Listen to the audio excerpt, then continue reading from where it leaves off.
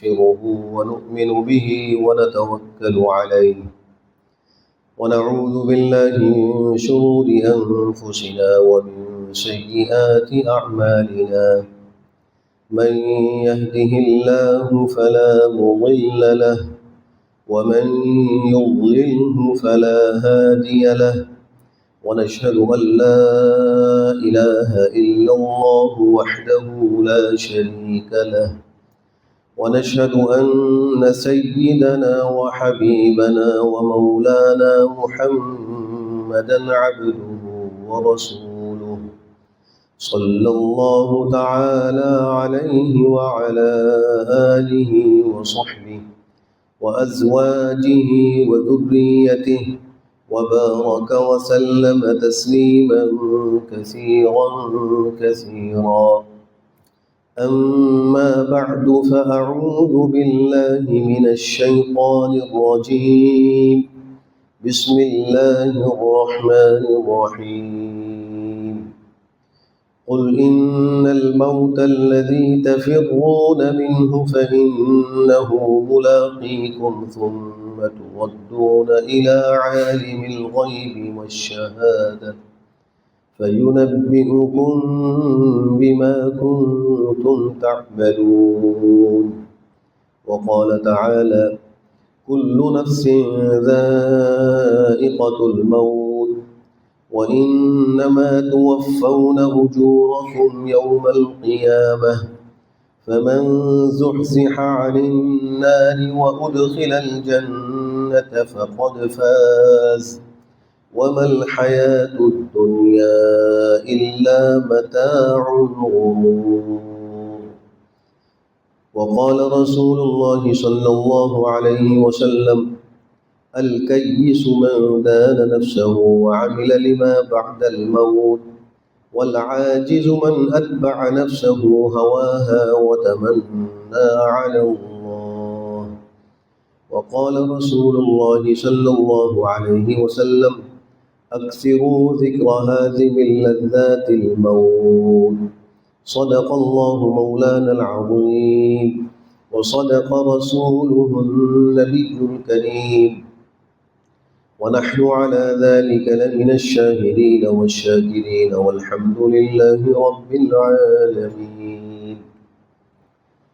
حضرات سامعین محترم اور برادران عزیز، اس دنیا میں جو شخص بھی آیا ہے اس کو موت کا پیالہ پینا ہے اور آخر اس کا انجام موت ہے، اور یہ ایک ایسی حقیقت ہے کہ اس سے کسی کو مفر نہیں اور کسی کو اس سے انکار نہیں۔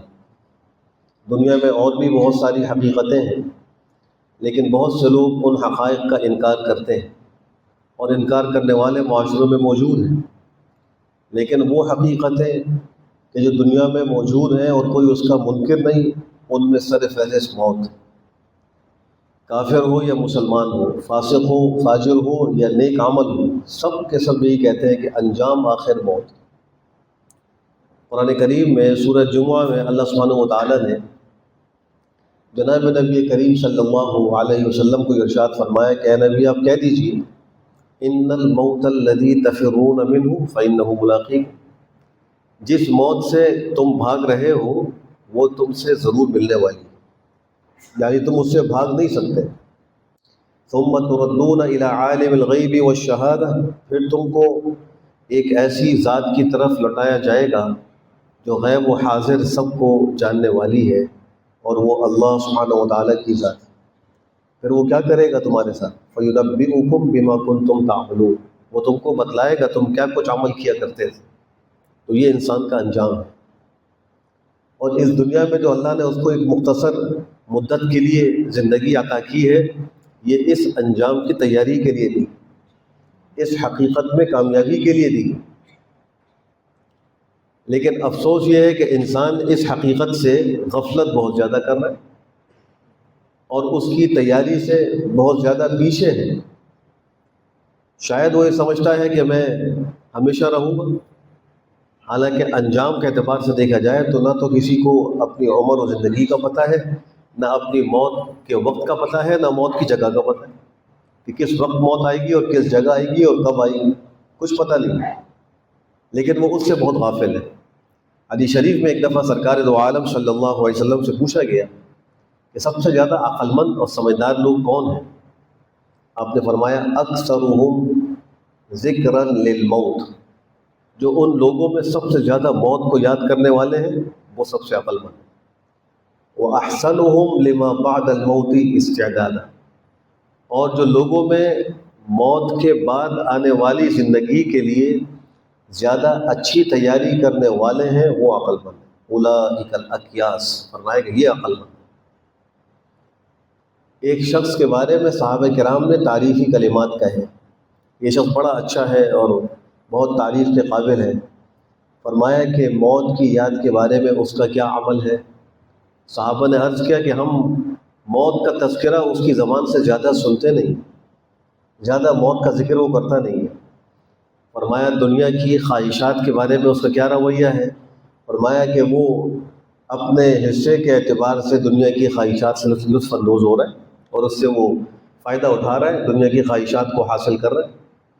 فرمایا وہ اس تعریف کے قابل نہیں ہے جو تم اس کی کر رہے ہیں۔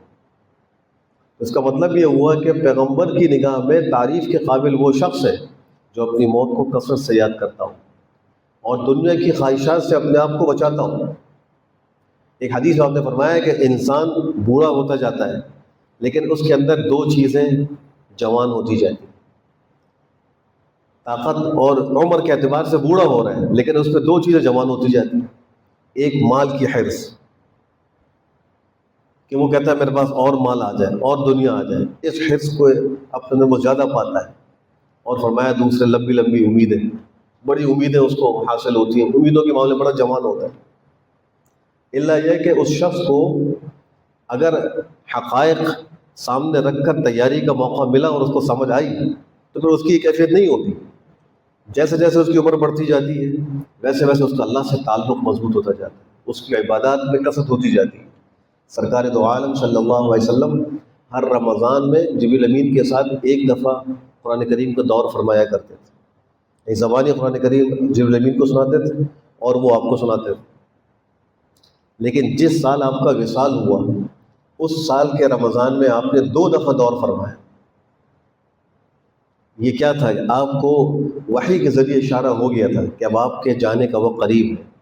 سورہ نصر نازل ہوئی تھی، اس میں اللہ فرماتے ہیں اذا جاء نصر اللہ والفتح، کہ جب اللہ کی نصرت اور فتح آ گئی، ورأیت الناس يدخلون فی دین اللہ افواجا، اور آپ نے دیکھ لیا کہ لوگ اللہ کے دین میں فوج در فوج داخل ہو رہے ہیں، فسبح بحمد ربک واستغفر، اب آپ اپنے رب کی حمد کے ساتھ تسبیح کیجئے اور استغفار کیجئے، انہ کان تواب، اللہ بہت زیادہ توبہ قبول کرنے والا ہے۔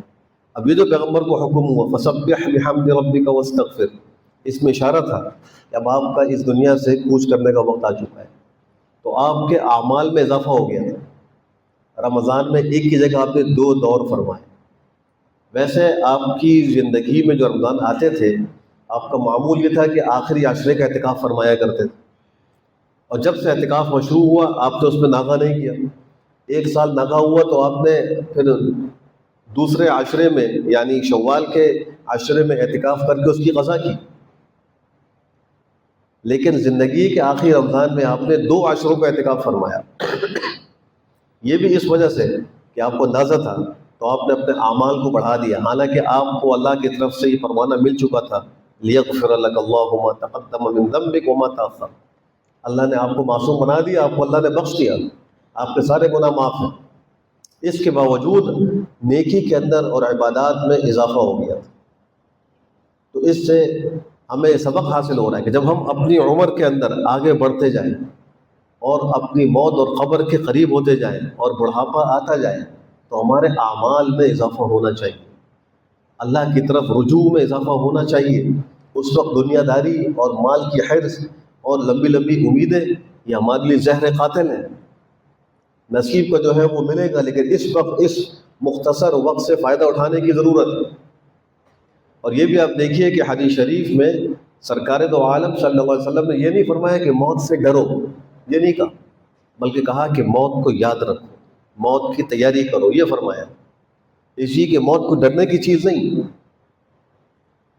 ڈر اور خوف موت سے ان لوگوں کو ہوتا ہے جن کا دل و دماغ دنیا میں لگا ہو، گناہوں میں لگا ہو، اس لیے کہ جب روح نکلتی ہے تو اس روح کے نکلنے سے روح سے وہ جسم چھوٹتا ہے، جس جسم میں وہ روح رہ کر دنیا کی چیزوں کو استعمال کرتی تھی، وہ جسم چھوٹ جاتا ہے، اور پھر انسان کے وہ دنیا کے اسباب اور وسائل اور مال و دولت اور بیوی بچے اور گھر بار اور اشیاء اور چیزیں وہ اس سے چھوٹ جاتی ہیں۔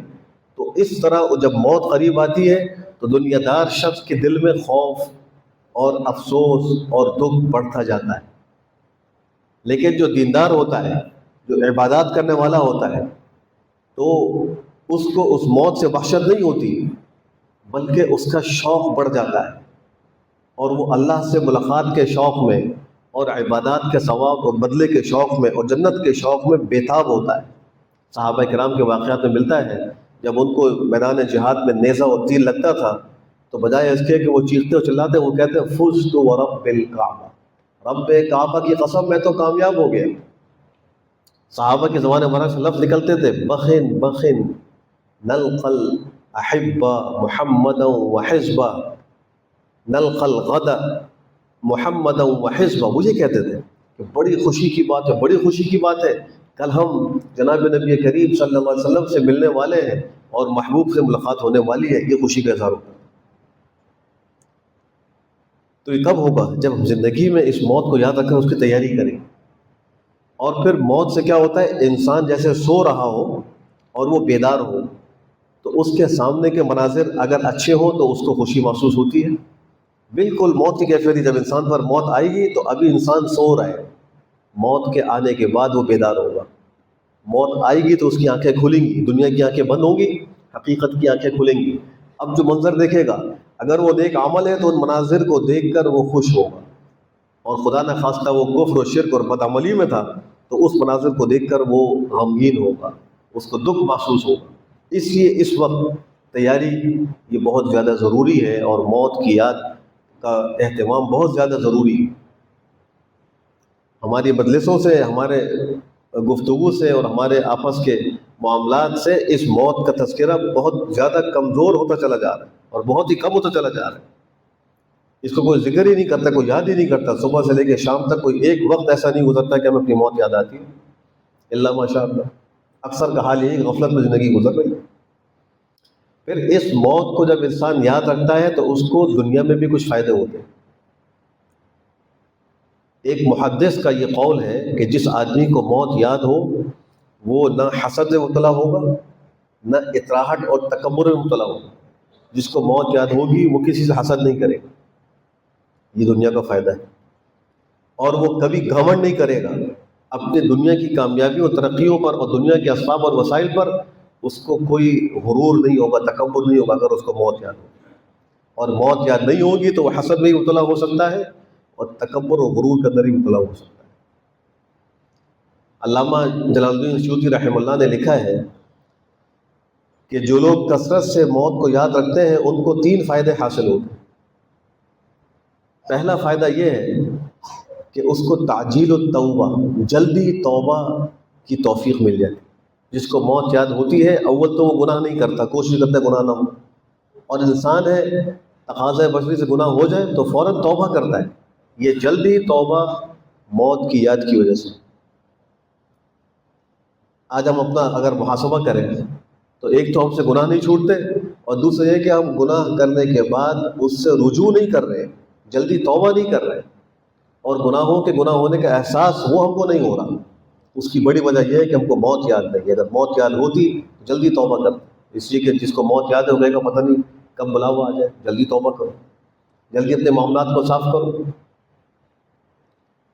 اور دوسرا فائدہ فرمایا قناعت القلب، جو موت کو یاد رکھتا ہے اس کو دل کی قناعت نصیب ہوتی ہے، اس کا دل قانع ہوتا ہے، وہ حرص سے بچ جاتا ہے، وہ لالچ سے بچتا ہے، اور جو اللہ کی طرف سے اس کو ملتا ہے اس پہ قانع رہتا ہے۔ اس لیے کہ وہ سوچتا ہے کہ دنیا ہے یہ تو گزر ہی جائے گی، آخر موت ہے، اللہ کے پاس پیش ہو رہا ہے، اس کی تیاری پہلے کرے، اس کی زیادہ فکر کرے تو اس کا دل جو ہے وہ قانع ہو جاتا ہے۔ اور تیسرا فائدہ اس کو یہ حاصل ہوتا ہے کہ النشاط فی العبادہ، اس کی عبادت بڑی اچھی ہو جاتی ہے، اس کی تلاوت اچھی ہوتی ہے، اس کی نماز اچھی ہوتی ہے، اس کا روزہ اچھا ہوتا ہے، اس لیے کہ اس کو اپنی موت یاد ہوتی ہے۔ جس کو موت یاد نہ ہو تو اس کی نماز اچھی نہیں ہوتی، اس کی عبادات میں سستی ہوتی۔ تو یہ ممکن نہیں ہے کوئی آدمی موت کو یاد رکھے اور وہ 5 وقت کا نمازی نہ ہو۔ جو اپنی موت کو یاد نہیں رکھے گا وہ ضرور نماز میں سستی کرے گا۔ فجر کی نماز سستی ہو رہی ہوگی، جمعے کے علاوہ بقیہ دن بھر کی نمازوں میں سستی ہو رہی ہے، کام کاج میں لگے ہوئے ہیں، نمازیں پڑھنے کا موقع ہی نہیں، اور ایک جمعے کی نماز پڑھ کے اللہ پہ بڑا احسان کر لیتے ہیں کہ ہم نے حق ادا کر لیا۔ العیاذ باللہ، کتنے افسوس کی بات۔ مساجد کے اندر جمعے کو خوب رش ہے، خوب آبادی، اور جمعہ جب گزر جائے تو اس کے بعد نمازوں کے اندر لوگ آنے کو تیار نہیں، دکاندار دکان چھوڑ کے مسجد آنے کو تیار نہیں، ریڑھی والا اپنی ریڑھی چھوڑ کے مسجد آنے کو تیار نہیں، ملازمت میں جو شخص موجود ہے ملازمت کو ترک کر کے نماز پڑھنے کے لیے تیار نہیں، وہ کہتا ہے کپڑے پاک نہیں ہیں، وقت نہیں ہے، ابھی تو میں اپنا بزنس کر رہا ہوں، کاروبار کر رہا ہوں، یہ بھی تو رزق حلال ہے، یہ بھی تو عبادت ہے۔ بات یہ ہے کہ اس کو موت یاد نہیں۔ اگر موت یاد ہوتی تو وہ کام کو بہانہ بنا کر آتا کہ نہیں ذرا روکو میں نماز پڑھ کے آتا۔ تو یہ 3 فائدے موت کو یاد کرنے کے ہیں، اور 2 فائدے میں نے پہلے ذکر کیے کہ حسد سے بچاؤ، اور دوسرے تکبر اور غرور سے بچاؤ انسان کو حاصل ہوتا ہے۔ گویا 5 فائدے ہم یہ سمجھ لیں کہ موت کو یاد کرنے کے انسان کو حاصل ہوتے ہیں۔ حسد سے محفوظ ہوگا، غرور گھمنڈ میں مبتلا نہیں ہوگا، جلدی توبہ کرے گا، دل کی قناعت اس کو نصیب ہوگی، اور عبادت کے اندر اس کو نشاط اور خوبی حاصل ہوگی۔ اور جو شخص موت کو یاد نہ کرے تو اس کے 3 نقصانات علامہ سیوطی رحمہ اللہ نے ذکر فرمائے ہیں۔ پہلا نقصان ہے تسویف التوبہ، توبہ میں ٹال مٹول کرے گا، جلدی توبہ نہیں کرے گا، گناہوں کی زندگی کو چھوڑنے پر آمادہ نہیں ہوگا، جس غلطی میں اس غلطی میں پڑا رہے گا، کیا جوان اور کیا بوڑھا۔ آج جوانوں میں غفلت زیادہ نظر آ رہی ہے، ان کو موت اپنی بالکل یاد ہی نہیں ہے۔ جس طرح وہ آزادی کے ساتھ اور جرت کے ساتھ اللہ کے احکام کی اور رسول کے احکام کی دھجیاں اڑا رہے ہیں، لگتا ہے کہ ان کو بالکل موت یاد ہی نہیں ہے، تو وہ موت کا انکار کیے بیٹھے۔ اگر ان کو موت یاد ہوتی تو وہ اللہ کے احکام کو سب سے پہلے رکھتے، وہ ناجائز عشق اور محبت میں مبتلا نہ ہوتے، وہ حرام تعلقات اختیار نہ کرتے، وہ نشہ آور چیزوں کا استعمال نہ کرتے، وہ جوئے نہ کھیلتے۔ لیکن آج ان کو موت یاد نہیں ہے تو وہ سارے کام کر رہے ہیں، اور اس کے اندر بڑے وہ مگن ہیں، رات بھر پوری رات اللہ کی نافرمانی میں جوانوں کی گزر رہی ہے، نہ نماز کا ہوش، نہ تقوی کا ہوش، نہ مرنے کی کوئی تیاری، زندگی گزر رہی ہے۔ ایک مسلمان ہونے کی حیثیت سے ہمارا ایمان ہے کہ اللہ کے آگے پیش ہونا ہے، موت کا سامنا کرنا ہے، اور موت کی سختی کہ اگر ہم واقعات سنیں میں اندازہ ہو جائے گا۔ حضرت موسیٰ علیہ السلام صلی اللہ نے پوچھا، روایتوں میں آتا ہے کہ موسیٰ موت کی سختی کیسی محسوس ہوئی؟ ایک روایت میں انہوں نے فرمایا کہ اللہ ایسا لگ رہا تھا جیسے زندہ بکری سے کھال اتاری جائے، زندہ بکری سے کھال اتاری جائے اس سے زیادہ تکلیف محسوس ہو رہی۔ اور ایک روایت میں ہے فرمایا زندہ چڑیا کو انگیٹھی پر بھونا جائے، نہ تو وہ جل کر مرے اور نہ اس کو چھوڑا جائے جو اس کی کیفیت اور اس سے زیادہ تکلیف محسوس ہوتی۔ یہ اللہ کا العظم پیغمبر کہہ رہا ہے جس پر تورات اتری، جو معصوم ذات ہے، جس کو اللہ نے اپنے کلام کا شرف بخشا، اللہ نے خود کلام کیا ان سے، براہ راست بلا واسطہ کلام کیا۔ جناب نبی کریم صلی اللہ علیہ وسلم پر جب سکرات کا عالم طاری ہوا، صدیقہ عائشہ کی روایت ہے رضی اللہ عنہ، فرماتی ہیں قریب پانی کا برتن تھا، اس میں ہاتھ رکھتے تھے، ہاتھ گیلا کر کے سر مبارک کو تر کرتے تھے اور کہتے لا الہ الا اللہ ان للموت سکرات، لا الہ الا اللہ ان للموت سکرات، کہ بے شک موت کی سختی ہے، بے شک موت کی سختی ہے۔ صدیقہ عائشہ فرماتی ہیں جب میں نے یہ حال دیکھا تو اس کے بعد سے مرنے والوں کی موت کی جو سختی ہے اس کو میں ناپسند نہیں کرتی۔ یہ الگ بات ہے کہ نیک اور متقی بندے کے لیے وہ سختی اللہ کی حکمت سے رحمت بنتی ہے کہ اس کے گناہوں کی معافی کا سامان ہوتا ہے، اس کے درجات کی بلندی کا سبب بنتا ہے۔ ایک روایت میں ہے اللہ مسلمان بندے پر مصائب ڈالتے ہیں تاکہ وہ صبر کر کے ان گناہوں سے پاک ہو جو اس کے اوپر تھے، اس کے درجات بلند ہو جائیں، اور پھر جب وہ اپنی موت کے وقت پہنچتا ہے اور کچھ کسر رہ جاتی ہے تو اللہ اس پر موت کی سختی ڈال دیتے ہیں۔ اب موت کی سختی کی وجہ سے جو گناہ رہ گئے وہ بھی معاف ہو جاتے ہیں، مر کر جب اللہ کی بارگاہ میں پہنچتا ہے تو بالکل پاک و صاف ہوتا ہے۔ تو مسلمان کی تو سختی رحمت بن جاتی ہے۔ بس اوقات ہم دیکھتے ہیں کفار کی روح بڑی آسانی سے نکل جاتی ہے، تو کبھی بھی کسی مرنے والے کی موت کی سختی سے بدگمان نہیں ہونا چاہیے. ایک حقیقت ہے موت کی ایک سختی، اور یہ بھی حقیقت ہے کہ انسان کمزور ہے، تو اللہ سے عافیت کا سوال کر کے موت کی سختی سے اللہ کی پناہ مانگنی چاہیے. یہ بھی ہم کمزور ہیں، اے اللہ ہمیں موت کی سختی سے بچا. تو موت کو یاد نہ کرنے کا ایک نقصان یہ ہے کہ انسان توبہ کو بھول جاتا ہے. دوسرا نقصان یہ ہے ترک الرضا بالکفاف، بقدر کفایت روزی پہ راضی نہیں ہوتا. وہ کہتا ہے مجھے یہ بھی ملے اور یہ بھی ملے اور یہ بھی ملے. جس کو موت یاد ہوگی اس کو جو مل رہا ہوگا وہ کہے گا اللہ بس جو آپ نے دیا میں راضی ہوں. کم ہے زیادہ ہے اللہ بس آپ نے دیا جو میرے مقدر کا ہے میں راضی ہوں. اپنے مسائل کے حل کے لیے کوشاں رہے، اس میں کوئی شک و شبہ نہیں. اپنی ضروریات کے لیے اسباب اختیار کرے، دل نہ لگائے، اور جب کوئی چیز اس کو حاصل نہ ہو تو زیادہ غمگین نہ ہو. اللہ سے مانگے، اپنی جائز حدود میں رہ کر کوشش کرے. یہ انسان اس کا مکلف ہے. بس حرام ذرائع کو اختیار نہ کرے، اللہ کی نافرمانی نہ کرے. تو جو آدمی موت کو یاد نہیں رکھے گا ترک الرضا بالکفاف، بقدر کفایت روزی پہ راضی نہیں ہو. اور تیسرا نقصان یہ ہے التکاسل فی العبادہ، عبادت میں سستی ہوگی. یا تو کرے گا ہی نہیں، یا کرے گا تو بے دلی سے کرے گا.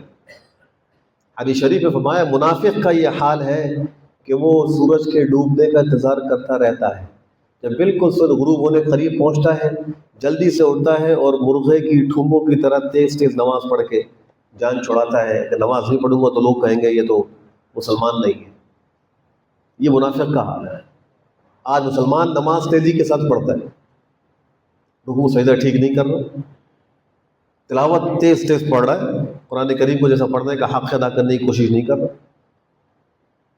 اللہ کے ہاں جو کمیت ہے اس کا اعتبار نہیں ہوتا کہ کتنے قرآن پڑھے، کتنے نوافل پڑھے، کتنے صدقات کی. اللہ کیا کیفیت مطلوب ہے، کس کیفیت سے پڑھا، کس کیفیت، کس نیت، کس اخلاص سے نیکی کی، یہ اللہ کیا مطلوب ہے. اگر عمل کم ہے لیکن وہ پیغمبر کے طریقے کے مطابق ہے اور اخلاص کی نیت کے ساتھ ہے تو وہ کم ہونے کے باوجود اس کے لیے بہت مفید ہوگا. اور عمل زیادہ ہے اور طریقے نبی کے خلاف ہے یا جو ہے وہ اخلاص سے خالی ہے، اس سے کوئی فائدہ نہیں. یہ تین نقصانات ہیں. پھر اس موت کی یاد کا حکم دے کر پیغمبر نے خالی نہیں چھوڑا بلکہ وہ طریقے بتلائے کس سے انسان کو موت یاد آئی. پہلا طریقہ فرمایا زور القبور فإنها تذکر الآخرہ، قبروں کی زیارت کیا کرو، قبرستان جایا کرو، یہ آخرت کو یاد دلانے والی. قبر کی زیارت انسان کو آخرت کی یاد دلاتی. حضرت عثمان ابن عفان کے بارے میں آتا ہے، میں نے پہلے بھی ذکر کیا، جب وہ قبر کو دیکھتے تھے بے تحاشا روتے تھے کہ روتے روتے داڑھی تر ہو جاتی تھی آنسو سے. لوگوں نے پوچھا کہ ایسا کیوں ہے؟ تو فرمایا کہ میں نے نبی کریم صلی اللہ علیہ وسلم سے سنا ہے کہ قبر انسان کی آخرت کی منزلوں میں پہلی منزل ہے. جو اس میں کامیاب بقیہ میں بھی کامیاب، اس میں ناکام بقیہ میں ناکام. اس لیے مجھے قبر کو دیکھ کر بہت زیادہ رونا آتا ہے، بہت غم لاحق ہوتا ہے. آج ہمارا حال کیا ہوتا ہے کہ جن علاقوں کے اندر قبرستان آبادیوں میں ہیں تو بعض نوجوان تو ان قبرستانوں کو کھیل تماشے کی جگہ بناتے ہیں اور مختلف کھیل کھیل رہے ہو. اور کچھ لوگ جو نشہ کرنے والے ہیں وہ وہاں چھپ کے نشہ کرتے ہیں. جوا کھیلنے والے قبرستانوں میں جوا کھیلتے ہیں. جو قبر آخرت کو یاد دلانے والی تھی وہاں انسان اللہ کی نافرمانی کر رہا ہے. اور تو اور ایسے بھی ظالم اور بدبخت موجود ہیں جو قبر میں دفن کی جانے والی عورتوں کے ساتھ بے حرمتی کرتے ہیں. ایسے بدبخت بھی ہمارے معاشرے میں موجود ہیں. جو قبر آخرت کو یاد دلانے والی تھی ان قبرستانوں میں یہ تماشے ہو رہے ہیں. اور یہ قبروں کے اندر قبرستانوں میں آپ کو نظر آئے گا کہ عرس ہو رہے ہیں. کبھی جو ہے وہ میلے کی شکل ہے، لائٹنگ چراغا ہوا ہے، پھولوں کی بارش ہو رہی ہے، اور بعض دفعہ قوالیوں کی مجلس لگی ہوئی ہے اور میوزک کی تھاپ پر قوالیاں پڑھی جا رہی ہیں اور اس کو بڑا عبادت کام سمجھا جا رہا ہے. کیا قبرستانوں میں جانے اسی لیے تھا کہ انسان وہاں جا کر اور اپنی موت سے غافل ہو جائے اور آخرت کی فکر کو چھوڑ دے. تو ایک عمل موت کو یاد کرنے کا یہ کہ انسان کبھی کبھی قبروں میں کو جا کر دیکھے اور جا کر سوچے یہ لوگ پہلے زندہ تھے، آج یہاں ہیں، کل میں نے بھی آنا ہے. دوسری چیز فرمائی، حدیث میں آتا ہے کہ مردوں کو غسل دینے میں شریک ہوا کرو، اس لیے کہ بے جان جسم پر جب تم پانی ڈالو گے تو عقل مند کے لیے بڑی نصیحت ہے، اس کے لیے اس میں بڑی نصیحت ہے، بڑا اس میں ایک سبق ہے۔ ذرا سوچے گا کہ آج اس بے جان جسم پر میں پانی ڈال رہا ہوں، یہ ہاتھ ہلا نہیں سکتا، منہ سے کچھ بول نہیں سکتا، چند منٹ پہلے، چند گھنٹے پہلے یہ بالکل جیتا جاگتا انسان تھا، ہم سے گفتگو کر رہا تھا، ضروریات کے لیے ہم سے اپنے سامان مانگ رہا تھا، اور آج یہ بالکل خاموش ہے، اس کی آنکھوں میں بینائی نہیں، زبان میں گویائی نہیں، ہاتھ میں چیز پکڑنے کی طاقت نہیں، اپنا ہاتھ اٹھا نہیں سکتا۔ تو اس کو دیکھ کر انسان کو اپنی موت یاد آئے گی۔ ہمارا حال اس طریقے میں کیا ہو چکا ہے کہ اول تو عموماً مسلمان میت کو غسل دینے کا طریقہ جانتے ہی نہیں، بہت سے ایسے بھی ہیں کہ وہ خود غسل فرض کا طریقہ نہیں جانتے، ان کو غسل کے فرائض کا علم نہیں، میت کو غسل کیسے دینا یہ پتہ نہیں۔ جیسے ہی باپ کا انتقال ہو، اولاد کو پہلے فکر ہوتی ہے کہ غسال کو بلاؤ، وہ غسل دے دیں، یا ان کو عیدی لے جاؤ اور وہاں کے غسل کا انتظام ہو جائے۔ تو جس میت کو غسل دینے کی صورت میں موت یاد آنی تھی، ہم نے وہ طریقہ ہی ختم کر دی۔ اگر نہیں آتا اس کو سیکھے، نہیں سیکھ سکے توبہ استغفار کر کے جب وہ غسل دینے والا آئے تو ساتھ شریک ہو، اس کے اوپر خالی چھوڑ نہ دیں، دیکھیں وہ کیسے کر رہا ہے، پانی ڈالنے میں شریک ہو جائے، ہاتھ پاؤں باندھنے میں شریک ہو جائے، کفن بنانے میں شریک ہو جائے، تاکہ ہمیں اپنی موت تو یاد آئے، ہم بھی کچھ فکر کریں کہ ہمارا حال کیا ہونا ہے، ہم نے بھی اس کیفیت سے گزرنا ہے، کوئی ہمیں بھی کل غسل دے گا اور کفن دے گا۔ تو میت کا غسل یہ بھی موت کی یاد کا باعث۔ اور تیسری بات فرمائی کہ جنازوں میں شرکت کرو، جنازے کی نماز کہیں سنے کہ ہو رہی ہے اور انسان جا سکتا ہے تو وہاں جائے، اس لیے کہ جو اہل میت ہیں ان کے غم کو دیکھ کر قریب رہنے والے پر بھی غم کا اثر آئے گا، اس کو بھی موت یاد آئے گی۔ جنازوں کو بھی ہم نے رسمی بنا دیا، جنازے میں ملاقات ہوتی ہے تو بڑے عرصے بعد ملاقات ہوتی ہے، حال احوال شروع ہو جاتے ہیں، کیا کر رہے ہو، کاروبار کیسا چل رہا ہے، خاندان کے کیا حالات ہیں، رشتے ناتوں کی کیا صورتحال ہے، بس اس حوالے سے گفتگو ہوتی ہے۔ جنازے کا جو مقصد تھا وہی فوت ہو۔ حدیث میں آتا ہے کہ جو جنازے میں شریک ہو اس کو 1 قیراط کے برابر ثواب ملتا ہے، اور 1 قیراط جو احد پہاڑ کے برابر ہے، اور جو قبرستان تک شریک ہو اس کو 2 قیراط ثواب ملتا ہے۔ نہ ثواب کے حصول کی فکر، نہ موت کی یاد کی فکر۔ ایک عربی کا شاعر کہتا ہے، یا صاحبی لا تغترر بتنعمی فالعمر ينفد والنعیم یزول وَإِذَا حَمَلْتَ إِلَى الْقُبُورِ جَنَازَةً فَاعْلَمْ بِأَنَّكَ بَعْدَهَا مَحْمُولُ۔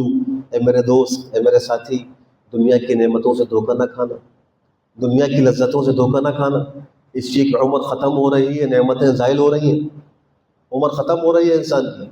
ایک سانس جو ہم لیتے ہیں اور ایک نکالتے ہیں، یہ ہمارا جو حال ہے یہ ہماری زندگی کو کاٹ رہا ہے، زندگی وقت کم ہو رہا ہے ہمارا، ہر سانس پر وقت کم ہو رہا ہے، نعمتیں زائل ہو رہی ہیں۔ اور پھر کہا جب قبروں کی طرف جنازوں کو کندھے پہ اٹھا کے لے کے جاؤ تو یقین کر لینا آئندہ تم کو بھی اٹھایا جائے، آج تم اٹھا رہے ہو کل تم کو کوئی اٹھائے گا، آج جنازہ ہم پڑھ رہے ہیں کل کوئی ہمارا جنازہ پڑھے گا، تو انسان کو اپنی موت یاد آئی۔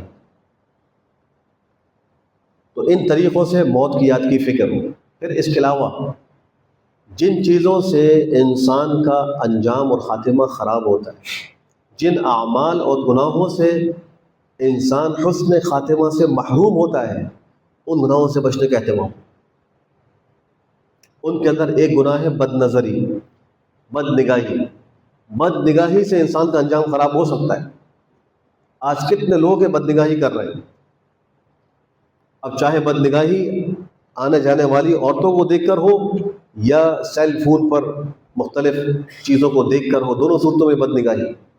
تنہائی میں بیٹھ کر موبائل فون پر جو انسان دیکھ رہا ہے، گندگیاں دیکھ رہا ہے، جو غلاظتیں دیکھ رہا ہے، یہ بھی گناہ کر رہا ہے اور بد نگاہی کا ارتکاب کر رہا ہے۔ اور المیہ یہ ہے کہ آج اس گناہ میں صرف جوان شریک نہیں، اچھے خاصے عمر رسیدہ 5 وقت کے نمازی موبائل کے گناہ کے اندر مبتلا ہو چکے ہیں، اور ان کو شاید اس کا احساس بھی نہیں ہے کہ ہم کیا کر رہے ہیں۔ بد نگاہی انسان کا خاتمہ خراب کر سکتی۔ یاد رکھیے جو موت کا وقت ہے یہ کوئی اتنا ہلکا وقت نہیں ہے۔ اگر ہم تاریخ کی کتابوں میں واقعات پڑھیں میں اندازہ ہوگا، امام احمد بن حنبل رحمہ اللہ کے بارے میں آتا ہے، کتنے بڑے امام ہیں، ان کی آج فقہ موجود ہے، ایک بڑا طبقہ ان کی فقہ پہ عمل کر رہا ہے۔ جب ان کے انتقال کا وقت آیا تو ان کا بیٹا ایک کپڑے کی دھچی لے کر کھڑا ہوا تھا کہ جیسی روح نکلے گی تو ان کا منہ باندھ دو۔ حکم یہ ہے کہ جب انسان کی روح نکل جائے آنکھیں اس کی بند کر دیں، اس کے جبڑوں کو بند کرے، ہاتھوں کو سیدھا کرے اور جبڑے کو باندھ دے، اس لیے کہ انسان حیاً میتاً قابل احترام ہے، اس کی حیت بگڑی ہوئی نہ ہو۔ اگر آنکھوں کو بند نہیں کریں گے تو آنکھیں پھٹی رہ جائیں گی، کیونکہ جب روح نکل کے جاتی ہے تو انسان اس کو دیکھ رہا ہوتا ہے، اور منہ بند نہیں کریں گے تو اس کے دانت اور منہ بھیانک نظر آئیں گے، ہاتھ پاؤں سیدھے نہیں کریں گے، ہاتھ پاؤں ٹیڑھے ہو کے اکڑ جائیں گے، سیدھے نہیں ہوں گے۔ اس لیے حکم یہ ہے کہ ہاتھ پاؤں کو سیدھا کیا جائے، پیروں کے انگوٹھوں کو باندھا جائے، جبڑے کو باندھا جائے، آنکھوں کو بند کیا جائے۔ تو وہ کپڑا لے کر کھڑے تھے، جیسے ہی والد صاحب کا انتقال ہو تو ان کا جبڑا باندھ دو، تو ان پر غشی طاری ہوتی، پھر ہوش آتا، پھر غشی ہوتی، پھر ہوش آتا۔ تو جب ہوش آتا تو کہتے ہیں لا بعد، لا بعد، ابھی نہیں، ابھی نہیں۔ تو بیٹے نے ان سے پوچھا کہ ابا جان یہ کیا کہہ رہے ہیں؟ کہا شیطان آ کر کھڑا ہو گیا اور مجھے کہہ رہا ہے کہ احمد میرے ہاتھ سے بچ گئے۔ تو میں اسے کہتا ہوں ابھی نہیں بچا، ابھی نہیں بچا، جب تک میری روح ایمان پر نہ نکل جائے، حسن خاتمہ مجھے نہ مل جائے، میں نہیں بچا۔ اور امام قرطبی رحمہ اللہ، تفسیر قرطبی کے جلدوں میں عربی کے اندر موجود ہے، بڑی شاندار تفسیر لکھی ہو۔ جب ان کی موت کا وقت آیا تو ان کو ان کے قریب والے کلمے کی تلقین کرتے تھے، وہ کہتے تھے لا لا لا لا کہتے تھے۔ ان پہ بھی یہی کیفیت، ہوش میں آ رہے، بے ہوش ہو رہے۔ ہوش میں آنے پر پوچھا لوا یقین نے کہ یہ کیا ماجرا ہے؟ کہا دو شیطان آ کر کھڑے ہوئے میرے سامنے، ایک مجھے کہہ رہا ہے یہودیت پر مرنا، دوسرا کہہ رہا ہے عیسائیت کے اوپر مرنا۔ میں کہتا ہوں لا لا نہیں، یہودیت پہ نہیں مرنا، میں نے عیسائیت پہ نہیں مرنا، میں نے دین اسلام پر مرنا ہے۔ تو ایمان خراب کرنے کے لیے وہاں پر آ گیا۔ موت کے وقت شیطان آتا ہے، اس کی کوشش ہوتی ہے کہ میں اس کا خاتمہ خراب کر دوں، لیکن جو شخص زندگی میں موت کی تیاری کرتا ہوگا تو اللہ کی مدد اس کو موت کے وقت بھی حاصل ہوتی ہے۔ جس طریقے سے شیطان بہکانے کے لیے آتا ہے تو اللہ کے فرشتے اس کی مدد کے لیے آتے ہیں۔ اور روایتوں میں یہ بھی آتا ہے کہ نیک عمل کو فرشتہ تلقین کرتا ہے، کلمہ پڑھ لو، جانے کا وقت آ گیا، اللہ کو یاد کر لو۔ آج ہم اس موت سے غافل بیٹھے، تو ایک بدنگاہی کا گناہ انسان کا خاتمہ خراب کرتا ہے۔ حضرات شیخین اور صحابہ کے اوپر تبرہ، ان کی گستاخی، یہ انسان کا خاتمہ خراب کر سکتی ہے۔ ان لوگوں کا انجام دیکھا گیا ہے جو حضرات شیخین اور صحابہ کے اوپر تبرہ کرتے تھے کہ موت کے وقت آگ آگ پکار رہے تھے، آگ لاؤ، آگ آگ۔ حضرت حسین رضی اللہ عنہ کربلا میں شہید ہوئے، ان کے اوپر تیر مارنے والا جو ان کے گلے پہ لگا تھا، زرعہ نامی بدبخت اور ایک وحشتناک آدمی تھا، انتہائی ظالم، اس کا حال کیا ہوا جب اس نے اللہ کے رسول کے چمن کے پھول کو مارنے کی کوشش کی اور جنت کے جوانوں کے سردار پر حملہ کیا؟ اس کا انجام یہ ہوا کہ مرتے وقت وہ صرف پانی مانگتا تھا اور دو کیفیات کا شکار تھا۔ آگے سے اس کو پیاس لگتی تھی اور گرمی لگتی تھی، لوگ اس کو ہوا چلتے تھے، اور پیچھے سے اس کو ٹھنڈک لگتی تھی، وہاں انگیٹھی رکھی ہوئی تھی، اور وہ پانی پانی پانی پکارتا تھا۔ بڑا ٹب لایا گیا، اس میں اس کو پانی پلایا گیا، 5-6 لوگ پی سکتے تھے، وہ سارا پی گیا، اور اس کا پیٹ پھول کر اتنا بڑا ہو گیا جیسے کوئی اونٹ کا پیٹ ہو۔ اسی حال کے اندر وہ مرا، خاتمہ خراب ہو۔ تو یہ جو مقدس ہستیاں ہیں، جو صحابہ کرام ہیں، یہ اہل بیت رضوان ہیں، ان کی شان میں گستاخی کرنے والے، ان پہ تبرہ کرنے والے اپنے انجام کی فکر کریں، انجام خراب ہو سکتا ہے۔ دنیا کی زیادہ محبت، دنیا میں زیادہ لگنا انجام کو خراب کر سکتا ہے۔ ایسے لوگوں کے مرتے وقت منہ سے کلمات کیا نکلے تھے؟ ایک آدمی حساب کتاب زیادہ کرتا تھا تو وہ کہتا تھا 9 10 11 9 10 11، کہتے وہ مر گئے۔ اکاؤنٹنٹ تھا، اسی میں لگا ہوا تھا، تو انہی ہنسوں کے اندر وہ مر گیا۔ ایک کھیتی باڑی میں لگا ہوا تھا تو کہتا ہے میری زرد گائے کا کیا حال ہے، میرے کھیت کا کیا حال ہے، میرے باغ کا کیا حال ہے، اسی میں مرا۔ تو اسی اپنی موت کو یاد کریں۔ اللہ ہم سب کو مرنے سے پہلے آخرت کی خوب تیاری کی توفیق نصیب فرمائے۔ وآخر دعوانا